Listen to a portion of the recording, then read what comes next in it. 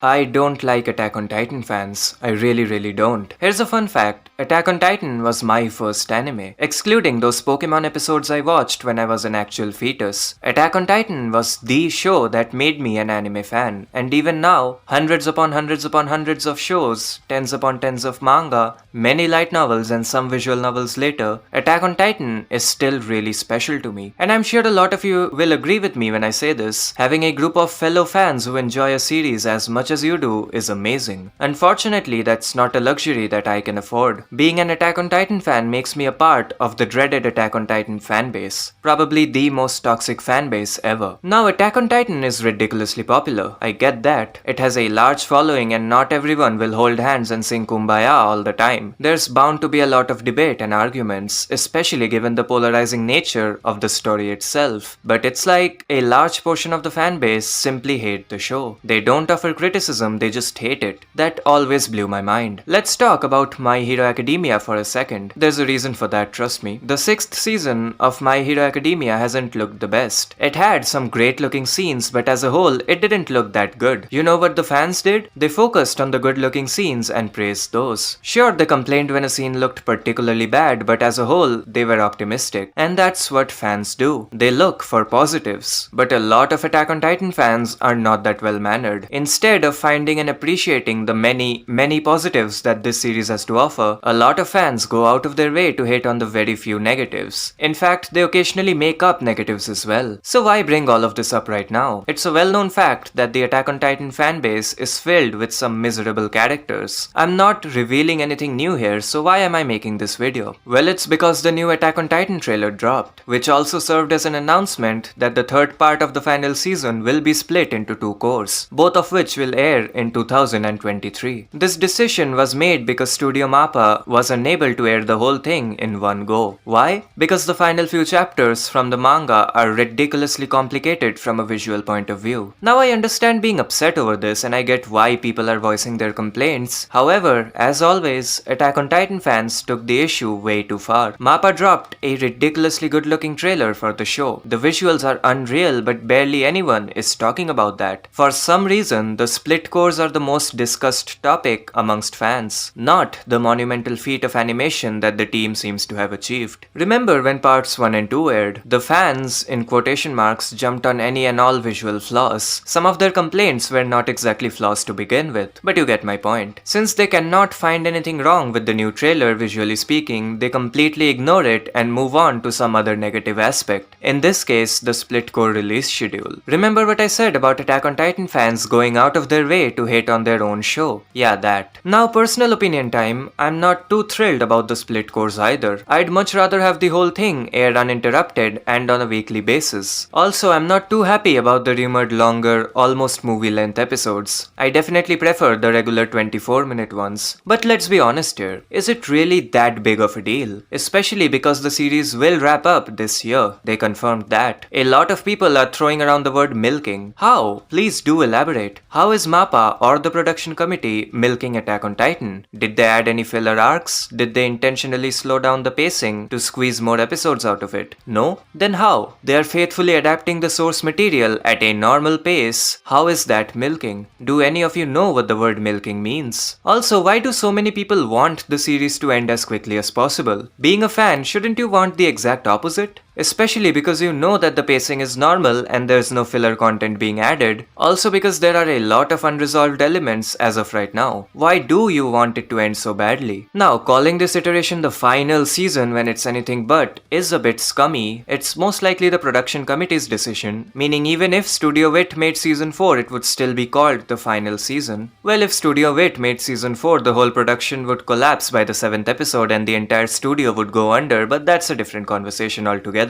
Point is, calling season 4 the final season is a questionable decision, but is it really that big of a deal? Do we really care that much about what a season is called? Is that our priority now? I say who cares? Call it season whatever. One can only imagine how difficult the production for this season or this part in particular is. Even if Yuichiro Hayashi and his team had the required amount of time, animating the rumbling in a satisfactory way would still be next to impossible. Especially because you know that they wouldn't pull a My Hero Hero Academia and still frame the whole thing. I don't think people understand how difficult it is to adapt these last few chapters. Part 2 episode 12 is nothing compared to the visual insanity that's yet to come. This whole fiasco surrounding the split course got me thinking about the fanbase as a whole. I won't spoil anything in this video, but I'm sure a lot of you are aware of the controversy surrounding the final chapter of this series. There's a lot of people who don't like how the series ended, and a lot of these people want an anime original ending. Now that's fine, I guess. You have every right to dislike how this series ended, but I hate how this portion of the fanbase claims to speak on behalf of all the fans. And I also hate how they seem to think that anybody who disagrees with them and actually likes the ending is lying, as if it's physically impossible to like the ending. This attitude of theirs is extremely annoying. These people also happen to be literary geniuses. They write their own versions of the ending, which is fine, but if you spend 5 minutes reading their interpretation of the series and their ideal ending, you'll actually lose brain cells. Their idea of an ideal ending is something out of an edgy teenager's Reddit account. These fans, I use that word very lightly, want this series to head in an extremely immature and childish direction. They refuse to acknowledge the message that Hajime Isayama always tried to convey through Attack on Titan. Their interpretation of this series can be summed up as "lay kill people good," and they'll come up with these long-winded explanations filled to the brim with their own bizarre logic. It's fine if you don't like the ending, but if you claim that you can do better and then proceed to come up with an alternate version that feels like a 14-year-old kid wrote it while he was mad at his parents, you, sir, should be laughed at. And it's not like the ending/final arc haters are the only toxic portion of this fanbase. Even the people who like the final stretch of this series are fairly not fun to be around. They act way too pretentious. I said the thing, laugh now. These people borderline gatekeep this series, which naturally isn't possible given how popular it is. So instead, they just develop a massive superiority complex. They act all high and mighty and frequently delve into 1,000-word essays analyzing every nook and cranny. Now every fanbase has those people, the overanalyzing types, but normally they make up a tiny portion of the fanbase. However, when it comes to Attack on Titan, the number of people who fall into this "I don't have a life, so I'll type a 100-page essay" category is fairly large. From an outsider's point of view, all of you look like a bunch of stuck-up idiots. Oh, actually you don't understand, Eren, the core theme behind his character. Shut up. Shut up. It's not that complicated. There is a version of enjoyment that doesn't include 10,000-word character analysis threads. Maybe give that a try someday. It's fine if you want to analyze the show. Being a content creator myself, I do sympathize with that sentiment, but I feel like we've lost the plot. Instead of being sad when a character dies, people rejoice because it leads to character development for the rest of the cast. Instead of people being relieved that everybody survived a fight, people complain because it's supposedly a narrative flaw and everybody involved shouldn't have survived. Can you really enjoy a show with that outlook? I wonder. So, are all Attack on Titan fans mentally incompetent? No, a vast majority of them are, but not all. Some fans don't overcomplicate every aspect of this series. Some fans don't pretend to be directors because they have no directorial knowledge whatsoever. Some fans don't take their own fanfics too seriously and respect the author. Some fans don't send death threats to the staff. Some fans just want the best for the characters they like, and most importantly, some fans just genuinely enjoy watching or reading this series. Try being one of them. So that was it. This is the part where I say something interactive, but I got nothing. So just comment whatever you want. Make sure to like and subscribe if you enjoyed, and until next time.